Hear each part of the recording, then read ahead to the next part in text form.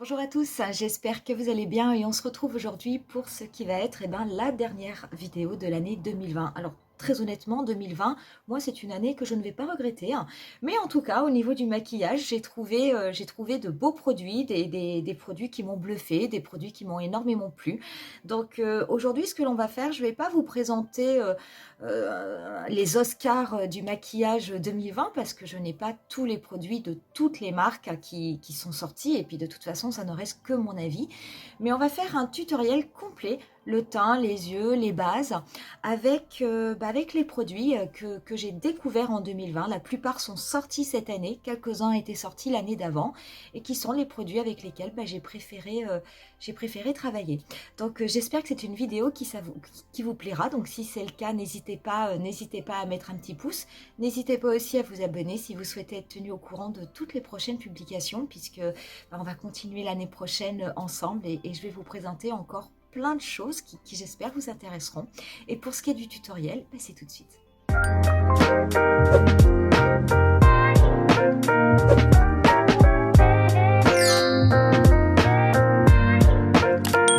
On va commencer avec la base et c'est vrai que moi cette année, la base qui a été une découverte et que j'ai adorée, c'est la base de Milk, c'est la Hydro Grip. Alors j'aime bien les bases agrippantes parce que ça permet justement de bien tenir le fond de teint qu'il ne bouge pas. Et c'est vrai que je porte du fond de teint même si en ce moment nous portons le masque. Et quelquefois c'est très difficile pour le fond de teint avec le masque, ça a tendance un petit peu à tout bouger. Et c'est vrai que ces bases-là aident vraiment énormément. Donc je suis restée longtemps avec la base All-Nighter de chez Urban Decay qui était la base Grip. Mais alors celle de Milk, je l'aime vraiment énormément parce qu'elle a vraiment un côté hydratant et je trouve qu'elle est même plus agrippante que la base d'Urban Decay. Donc elle se présente comme ceci en fait, c'est un petit gel légèrement vert et je l'applique donc au niveau de mon visage. Donc moi je l'avais acheté en format voyage, je vous l'avais présenté lors d'un achat d'une journée gold de chez Sephora et je voulais voir si c'était une base qui allait me convenir, mais je peux vous assurer que dès qu'elle est terminée, je vais acheter le grand format parce que c'est vraiment quelque chose que je trouve extrêmement bien.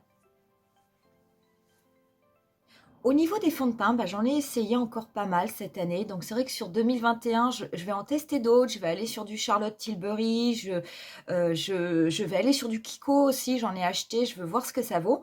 Mais du coup, j'ai pas trouvé de fond de teint qui pour moi me faisait un meilleur rendu que le Forever de chez Dior. Donc je l'ai vraiment gardé. C'est un fond de teint, je vous le rappelle, qui a quand même un indice SPF de 35, donc ce qui est pas mal. Il a une couvrance modulable, mais moi qui aime les couvrances on va dire total, il fait complètement l'affaire. Il faut savoir aussi qu'il tient très bien. Il est quand même censé avoir une tenue de 24 heures, mais en tout cas, vous pouvez passer la journée avec. Moi, il ne bouge absolument pas. Et c'est vrai qu'il a un effet, même s'il a une couvrance modulable et que vous pouvez aller d'une couvrance légère à une couvrance totale, vous n'avez pas un aspect plâtre, hein, finalement. Je veux dire, on a vraiment l'impression que c'est très très naturel. Le teint reste extrêmement naturel et il y a un effet très très léger sur la peau. Donc moi j'utilise en général la teinte 2N donc, et je vais l'appliquer du coup avec mon pinceau que je vous ai présenté pendant la revue, le pinceau multitexture de chez Sephora que j'aime beaucoup. Et c'est vrai que bon, ce fond de teint se travaille déjà très très bien, mais avec ce pinceau, vous êtes sûr de ne pas avoir de traces sur le visage. Et vraiment, c'est un très très très bon produit.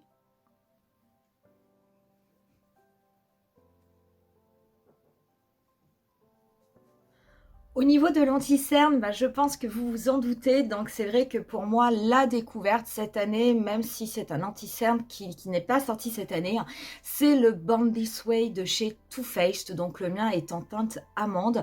Et c'est vrai qu'au niveau de la couvrance, je prenais avant le Shape Tape et je trouve que la couvrance est absolument identique, hein, c'est un parfait dupe. Par contre, c'est vrai qu'en ayant du coup une peau mature, euh, Je préfère le Born This Way parce que le Shape Tape est un anti-cerne qui est extrêmement mat.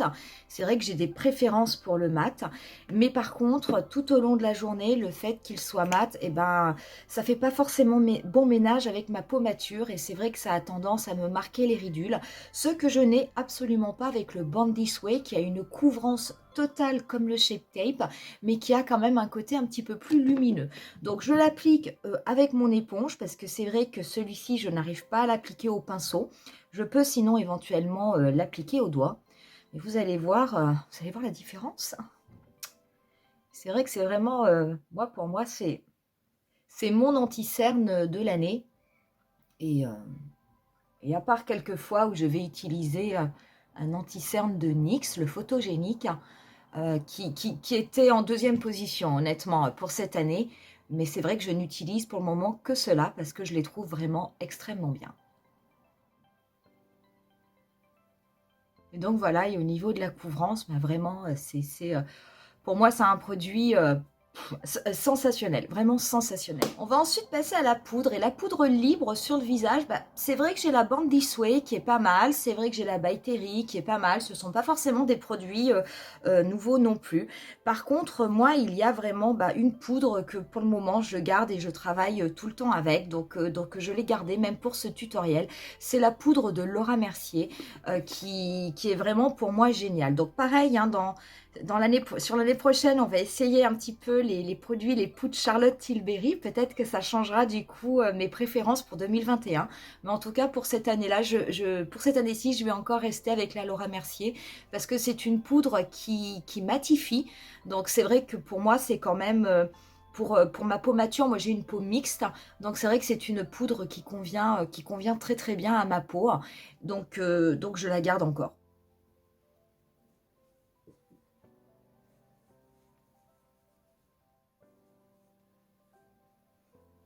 Une fois qu'on a déposé la poudre, on va passer au sourcil. Je vais garder mon crayon le Precisely My Brow de chez Benefit.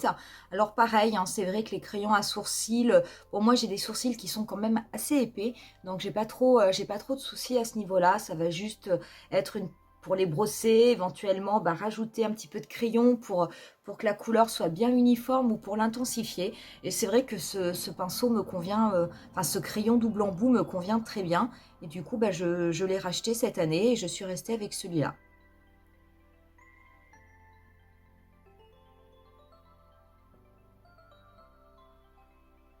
On va continuer avec le teint et je vais appliquer une poudre, on va dire une poudre de finition. Et moi, celle que j'adore, c'est celle de Too Faced qui fait partie de la palette Turn Up the Light. Donc moi, la palette, je l'ai prise en teinte médium et c'est la teinte Soft Focus. Donc c'est la poudre qui est au milieu, donc qui est une poudre lissante mais qui apporte légèrement enfin, qui apporte un petit peu de luminosité. Et c'est vrai que moi, même si j'ai une peau mixte, je l'applique quand même parce que le reste de mon teint, que ce soit mon fond de teint, mon anti-cerne, ma poudre, sont complètement mat. Comme je n'applique pas de poudre irisée, du coup, je peux me permettre d'appliquer ça sans avoir une peau qui brille beaucoup trop à la fin de la journée. Donc moi, j'aime bien, je l'applique en général donc, sur mes points lumière. Donc c'est essentiellement au niveau de ma zone T. Et je la redescends un petit peu à ce niveau-là. Et vraiment, moi, c'est une poudre que j'aime, c'est une poudre que j'aime beaucoup. Je trouve qu'elle donne vraiment un très bel effet au visage. Après la poudre, avant de faire les yeux, on va passer au bronzer. Et le bronzer, le bronzer que j'ai préféré cette année, mais alors c'est un peu étonnant parce que je n'aime pas tout dans la palette, c'est le bronzer de Natasha Denona de la palette Bronze and Glow Tan. Donc moi, celui avec lequel j'aime beaucoup travailler, c'est celui-ci, qui est le bronzer mat. Parce qu'en fait, les trois autres, alors le glow crème, très honnêtement, je m'en sers extrêmement peu parce que je trouve que des teints très glowy, ça n'est plus forcément adapté à ma peau. Celui-ci qui est irisé, ça pourrait être éventuellement un blush assez sympa. Et l'highlighter, je vous dis souvent que j'ai quand même pas mal de problèmes pour le prélever. Je trouve qu'il est extrêmement sec. Donc c'est une palette... La palette en elle-même, je ne la mettrai pas en palette de l'année, parce que pour moi, une palette de 4 fards, si vous n'en utilisez qu'un, on ne peut pas dire que ce soit une palette en tout cas que vous trouvez génialissime. Mais par contre, au niveau du bronzer, c'est vrai que c'est ce bronzer-là avec lequel je travaille le plus et j'aime beaucoup la couleur.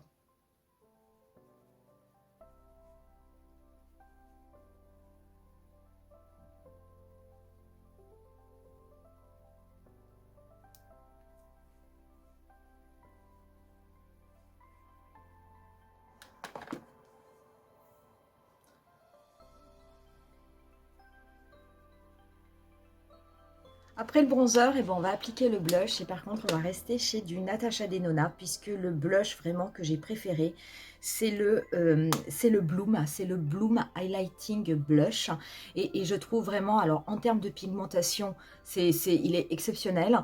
La couleur est extrêmement belle puisqu'on est vraiment sur un corail avec des reflets un petit peu dorés, des reflets un petit peu rosés. Et on est sur un blush qui est de 4 grammes, mais la boîte est vraiment très jolie. Vous avez un miroir et ça en est quand même pour du Natasha Denona, un blush qui ne coûte que 19 euros. C'est vrai que j'avais été étonnée moi sur le coup par le prix parce que je m'attendais à beaucoup plus cher.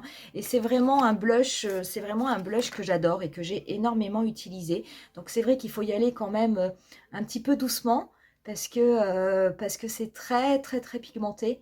Mais c'est vraiment un produit absolument magnifique.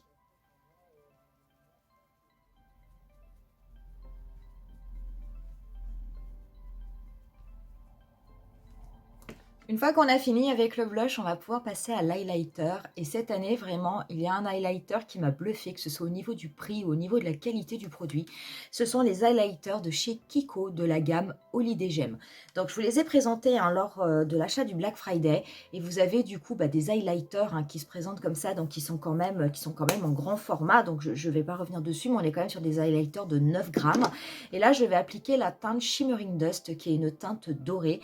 Et ce sont des highlighters qui ne coûtent pas cher du tout hein, et vraiment mais qui sont absolument magnifiques lorsqu'on les dépose. Donc je vais l'appliquer donc avec un petit pinceau. Vous pouvez les appliquer au doigt aussi si vous préférez. Et vous allez voir, mais il y a tout de suite un côté, c'est vraiment, ils sont vraiment magnifiques. Ils sont tout de suite en train d'illuminer. C'est pas trop. Et la couleur, la couleur, elle est sublime, quoi. Je veux dire, elle est vraiment, ce sont de couleurs magnifiques.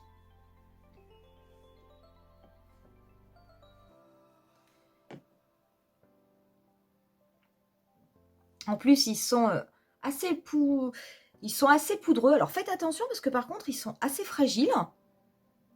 Mais, euh, mais franchement,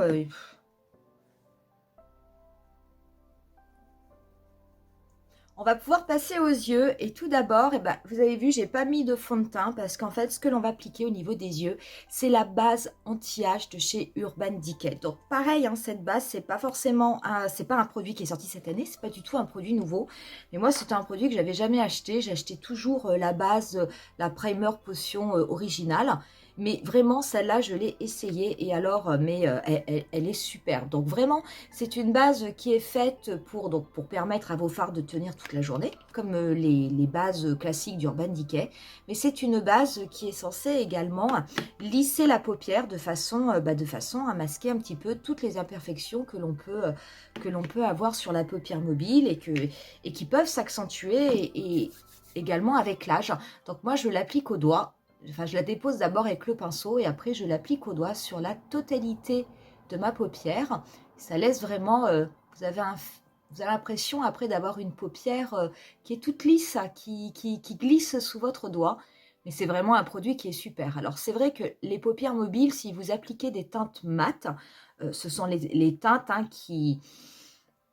on va dire, qui ne se préoccupe pas hein, de savoir si on a des plis sur la paupière, puisqu'en fait, les teintes mates et les teintes pailletées ne vieillissent pas la paupière. Mais si jamais vous aimez travailler avec des teintes un petit peu irisées ou un petit peu satinées ou métallisées, sachez que ce sont des teintes qui vont avoir tendance, un peu comme les highlighters, à marquer les imperfections. Et ben, c'est vrai qu'avec cette base, vous avez l'impression d'avoir une paupière qui a rajeuni en quelques secondes, quoi. Donc ça, c'est vraiment absolument génial. Donc je vais l'appliquer aujourd'hui en tant que base et on va pouvoir passer aux yeux. Alors pour les yeux, je pense que si vous regardez un petit peu mes tutoriels, ben, vous devez vous douter de la palette qui pour moi est la palette de l'année 2020. Et c'est bien entendu la palette Glam de Natasha Denona.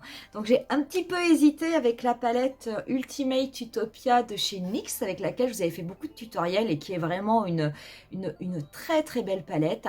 Mais quand même, c'est vrai que pour moi, la palette qui est la palette de l'année, pour moi c'est vraiment celle-là. C'est celle avec laquelle j'ai travaillé le plus. Et si je ne devais garder qu'une seule palette sur l'année 2020 parmi toutes celles que j'ai achetées, très honnêtement, je pense que je garderai celle-ci. Donc on a déjà fait pas mal de tutoriels, mais on va en faire encore un avec cette petite palette. On va faire quelque chose, bien entendu, de différent de ce que l'on a fait déjà. Et on va commencer, je vais prendre un pinceau MAC D117 et je vais prélever la couleur, donc la couleur Blend, qui est ici, donc qui est une couleur mate relativement claire. Et je vais l'appliquer sur la totalité de mon creux paupière en la dégradant avec des petits mouvements circulaires et des mouvements de va-et-vient. Et je vais légèrement remonter au-dessus de mon pli paupière, puisqu'en fait, Blend, ça va être un petit peu ma couleur intermédiaire, mais ça va me servir aussi de couleur de transition. Donc, je suis pas sûre d'utiliser... je suis pas sûre d'utiliser la couleur transition, donc on va faire comme ça. Donc on va un petit peu dépasser et on va l'estomper. Donc ce sont des fards qui, si vous connaissez les fards Natasha Denona et si vous les utilisez, donc c'est vrai qu'ils sont d'une très très bonne qualité. Ce sont des fards qui se dégradent extrêmement bien, qui ont tendance à être crémeux. Ce sont des fards qui sont fabriqués en Italie, un peu comme les fards Kiko. Donc les Italiens, je ne sais pas ce qu'ils ont dans les laboratoires italiens, mais en tout cas, ils sont assez doués pour les fards à paupières, ça c'est sûr. Donc voilà, on va faire pareil à l'autre œil. Donc je referme également le maquillage. Une fois que j'ai fait le pli paupière, je ramène également en oblique le fard sur le tiers externe de ma paupière mobile. Et le dégradé vraiment se fait tout seul. Je vais prendre ensuite un pinceau 231 de chez Zoeva et je vais prélever la teinte Smoke, qui est également une teinte mate, mais un petit peu plus foncée. Et je vais m'en servir en teinte d'intensité. Donc je vais d'abord l'appliquer en la déposant au niveau du dernier tiers de ma paupière mobile. Donc je la dépose, je la tapote. Pour le moment, je ne l'estompe pas.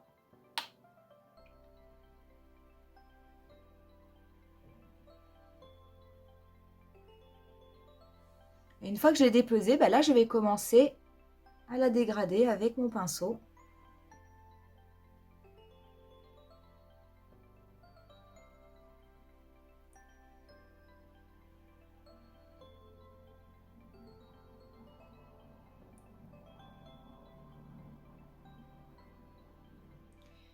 Et une fois que j'ai commencé à estomper sur l'extérieur, je vais le dégrader. Je dégrade la teinte Smoke, mais au niveau vraiment de mon pli paupière. Alors, ça n'est pas grave si j'en ai sur ma paupière mobile, si ça descend un petit peu, parce qu'après, on va venir apposer une autre couleur qui va le recouvrir.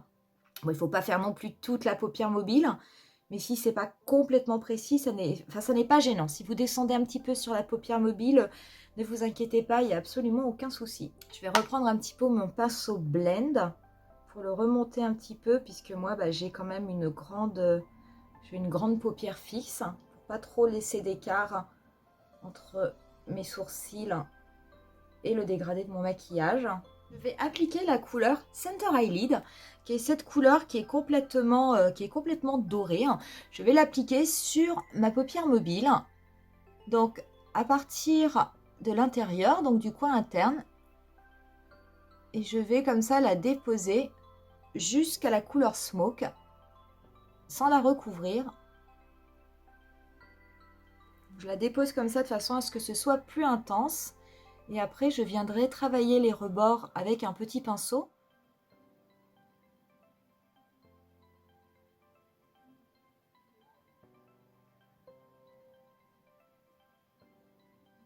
Pour bien dégrader la couleur Center Eyelid dorée avec la couleur Smoke, je vais prélever avec un petit pinceau la couleur Outer Eyelid qui est juste à côté, qui est également un marron, mais un petit peu un marron glacé et qui a un côté légèrement irisé. Et en fait, je vais m'en servir pour le tapoter entre les deux couleurs. Et ça va me faire en fait comme une teinte intermédiaire qui va assurer la transition entre la couleur Smoke, qui était un marron mat, et la couleur Center Highlight, qui est un doré, bah, du coup, irisé. On va pouvoir passer au niveau du ras de cils. Donc pour le ras de cils, je vais prendre un pinceau plus petit et je vais prendre la couleur Smoke. Je vais reporter les couleurs que j'ai mis en haut, je vais les reporter en bas. Donc là, moi, je vais prendre un 230 qui est un petit peu plus fin que le 231 et je vais l'appliquer sur la totalité de mon ras de cils inférieur. Je vais prendre ensuite mon pinceau MAC et je vais reprélever un petit peu de couleur blend qui va me servir, mais alors juste à dégrader, mais je dégrade dessous. Vraiment, je suis au niveau de ma peau, je ne suis pas sur la couleur smoke que j'ai appliquée. Donc ça me sert vraiment à dégrader le contour de smoke de façon à ce que ce soit plus diffus et que ça fasse vraiment un rappel avec ce que j'ai appliqué en haut. Et je vais ensuite reprendre mon petit pinceau pour prélever la couleur Outer Eyelid que j'avais utilisée pour assurer la transition entre les deux couleurs. Et je vais venir tapoter mon ras de cils de façon à ce qu'il y ait un petit peu ce côté irisé qui ressorte. Et que ça fasse aussi un rappel avec ce que j'ai appliqué en haut. Pour ce qui est du coin interne, je vais prendre l'autre teinte Center Eyelid qui est toujours au niveau du dernier rang. Et je vais l'appliquer du coup au niveau du coin interne de mon œil.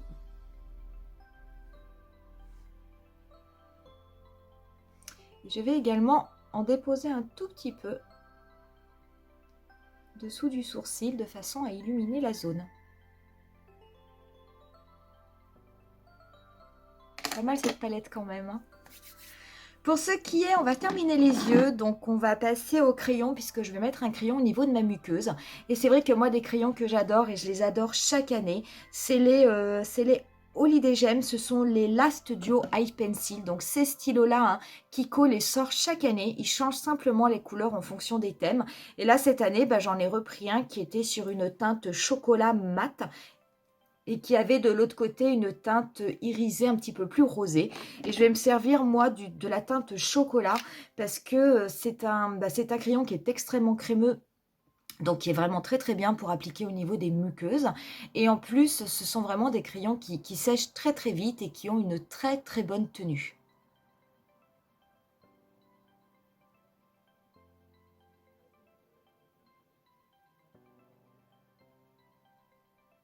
Je vais faire un liner fin et pour ce qui est de l'eyeliner, écoutez, moi je reste toujours avec le Better Than Sex de Too Faced que je trouve vraiment bien, extrêmement maniable, extrêmement noir et qui ne s'effrite pas, qui ne bouge pas pendant toute la journée. Donc je vais faire un liner et plutôt un liner court.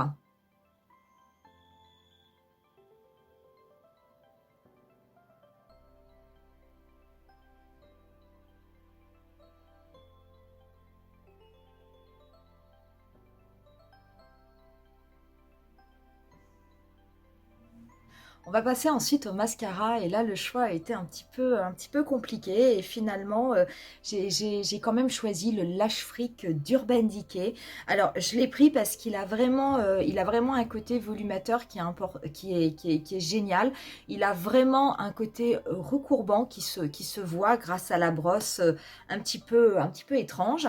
Et puis c'est vrai que c'est aussi par rapport à la brosse qui est assez novatrice et puis ça me réconcilie avec Urban Decay parce que j'aimais pas trop les anciens mascaras, mais celui-là vraiment je trouve qu'il est vraiment génial.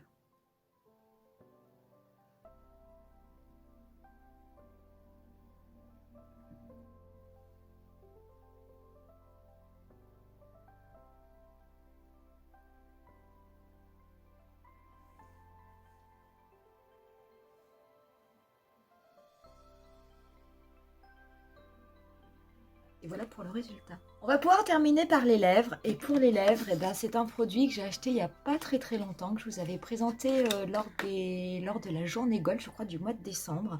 C'est les Stellar Gloss de chez Dior. Donc ce sont, ils s'appellent Stellar Gloss hein, parce qu'ils ont cet aspect de gloss. Mais alors vraiment, quand vous les appliquez, ils ont une texture comme des baumes. Ils sont, moi je les adore. Alors c'est vrai qu'il y a un petit côté repulpant, il n'y a pas d'effet collant, ils ont une très bonne tenue, ils sont extrêmement scintillants et moi là vraiment je ne les quitte plus. Et là la teinte que je vais appliquer c'est la 629 hein, qui est la teinte Mirrored et vous allez voir vraiment c'est une très belle teinte qui ira très bien avec ce maquillage en plus.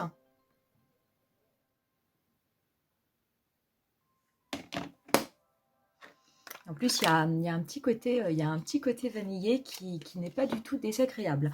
On va terminer avec le Fix Plus. Les Fix Plus, j'en ai plusieurs, mais un que j'aime beaucoup acheter et racheter, je le garde toujours, c'en est un de NYX. C'est le Matte Finish. Donc celui-là, je l'ai acheté en petit format. Donc sachez qu'en petit format, je crois qu'il est à 5 ou à 6 euros. Donc c'est vraiment pas très cher et je trouve qu'il est absolument génial. Il fait très bien le travail. Donc du coup, bah j'en ai pas choisi d'autres pour cette année. Et sachez que de toute façon, pour tous les produits que je viens d'utiliser au niveau de ce tutoriel, bah, vous les retrouverez au niveau de la barre d'infos, avec également les tarifs si jamais cela vous intéresse. Donc voilà pour le look final, donc j'espère que ça vous aura plu. Et n'hésitez pas à me mettre en commentaire hein, quels sont pour vous les produits que vous avez préféré utiliser au cours de l'année 2020. Donc pour voir, hein, parce que qui sait, vous allez peut-être me faire découvrir plein de petites pépites, je vais y arriver. Donc on va en rester là. Donc je vous souhaite vraiment à tous hein, et à toutes hein, une très bonne nouvelle année. On va se souhaiter que 2021 hein, soit beaucoup mieux que 2020. Et puis je vous laisse avec quelques photos du look final. Bye!